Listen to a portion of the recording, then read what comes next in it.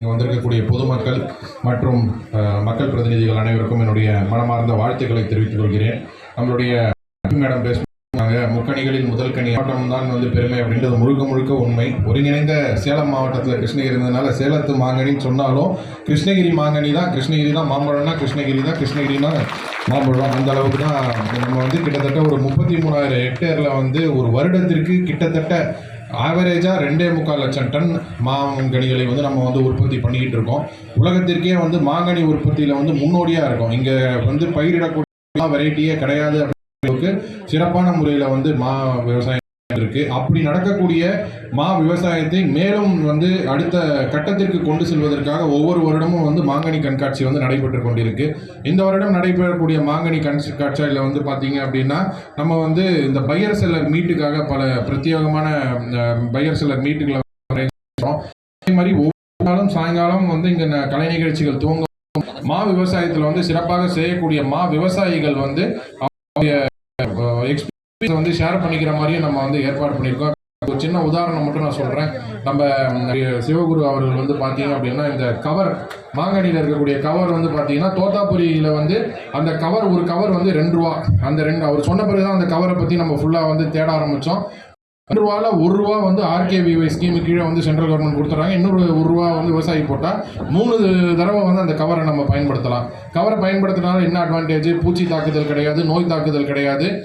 நீங்கள் நார்மலாக விற்கிறதோட 3 மடங்கு விலை அதிகமாக விற்கலாம். இந்த வருடம் இந்த விவசாயியிடம் நான் கற்றுக்கொண்டதை நம்மளுடைய அரசாங்கத்தின் மூலமாக இந்த வருடம் செயல்படுத்தப்படும் என்பதை இந்த தருணத்தில் மகிழ்ச்சியுடன் நான் தெரிவித்துக் கொள்கிறேன்.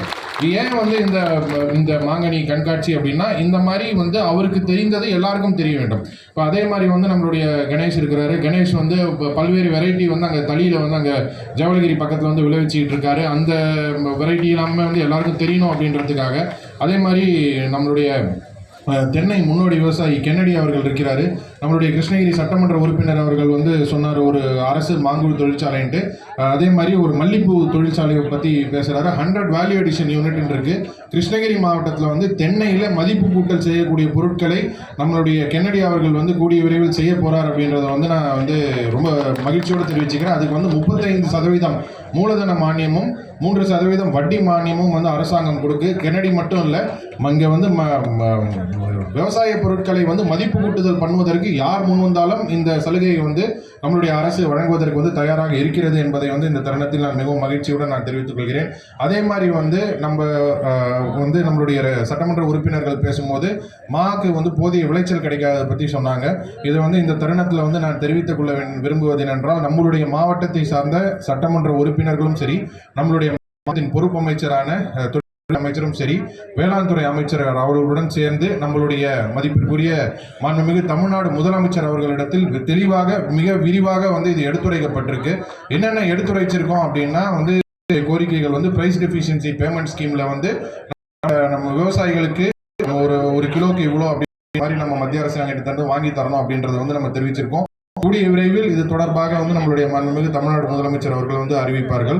அதே மாதிரி ரொம்ப முக்கியமான விஷயம் இன்னைக்கு பார்த்தீங்கன்னா டேபிள் டாப் கன்சம்ஷன் அப்படின்னு சொல்லுவாங்க. நம்மளுக்கு விளைவிக்கக்கூடிய மாம்பழங்கள் பார்த்தீங்கன்னா 2 வகையாக போகுது. ஒன்று இந்த அல்ஃபோன்சா, ரத்னகிரி, இமாம் பசந்த் இந்த மாதிரி வெரைட்டிலாம், மல்கோவா இந்த மாதிரி வெரைட்டிலாம் நம்ம விற்று அதை டைரெக்டாக மக்கள் சாப்பிட்றாங்க. ஆனால் இந்த தோத்தாபுரி அப்படின்ட்டு நம்ம நிறைய விளைவிக்கக்கூடிய வெரைட்டி பார்த்தீங்கன்னா ஃபுல் அண்ட் ஃபுல் மாங்கூழ் தொழிற்சாலைக்கு தான் போகுது. இந்த மாங்கூழ் தொழிற்சாலை பார்த்தீங்கன்னா கடந்த 3 வருடங்களாக விவசாயிகளுக்கும் சரி, இந்த தொழிலில் ஈடுபட்டவர்களும் சரி, பல்வேறு இன்னல்கள் வந்திருக்கு. என்னென்ன மாதிரி இன்னல்கள்னா, முதல் இன்னல் இருந்துச்சு அப்படின்னா இருந்துச்சு. அதாவது ஜூஸ் கான்சென்ட்ரேட் 20%, அது கீழே 18% இருந்தது. நம்மளுடைய தொழிற்சாலை பிரதிநிதி கோரிக்கை நம்மளுடைய தமிழ்நாடு அரசு கோரிக்கை வைத்ததன் பேரில் பிளாட்டா 5% குறைச்சிட்டாங்க. அடுத்து ஒரு முக்கிய விஷயம் என்ன, FSSAI நார்ம்ஸ். ஒரு மேங்கோ ட்ரிங்க் அப்படின்னா பார்த்தீங்கன்னா இப்போ இந்த மாசா மாதிரி பெப்சி, கோலா, பார்லி கம்பெனிகள்லாம் ஒரு 2022 வாக்கில் 15% மேலே கான்சென்ட்ரேட் இருந்துச்சு மேங்கோ ஜூஸில். இப்போ FSSAI நார்ம்ஸில் ஒரு ரிலாக்ஸேஷன் 10% கீழே இருந்தால் அதை மேங்கோ ட்ரிங்க்னு நம்ம பேர் வச்சுக்கலாம்னு 5% கிட்ட அந்த கான்சென்ட்ரேஷன் போனதில் ஏற்கனவே இருக்கக்கூடிய ஸ்டாக்கும் மூவ் ஆகக்கூடிய ஒரு சிச்சுவேஷன் இருக்கு. ஸோ இதெல்லாம் நம்ம நடந்து முடிந்த மாண்புமிகு தமிழக முதலமைச்சர் அவர்கள் தலைமையில் நடந்த கருத்தரங்களை இந்த விஷயங்கள் எல்லாம் நம்ம சொன்னப்போ ஒரு சில இது என்னென்ன ஐடியாஸ் வந்துச்சு அப்படின்னா, எக்ஸ்போர்ட் மார்க்கெட் நம்ம கிருஷ்ணகிரி மாவட்ட விவசாயிகள் வந்து ப்ளஸ் அவங்களுடைய மாம்பழங்களை நேரடியாக வெளிநாடுகளுக்கு விற்கவும், அதே மாதிரி இங்கே இருக்கக்கூடிய மாங்குழு தொழிற்சாலைகள் வந்து அவங்களுடைய மாங்குழுவை வந்து வேறு வெளிநாடுகளுக்கு விற்கவும் வந்து தகுந்த நடவடிக்கைகள் வந்து ஏற்படுத்தப்படும் சொன்னாங்க. இப்போ ஈரான் தான் நம்மளுக்கு வந்து one of the major consumer.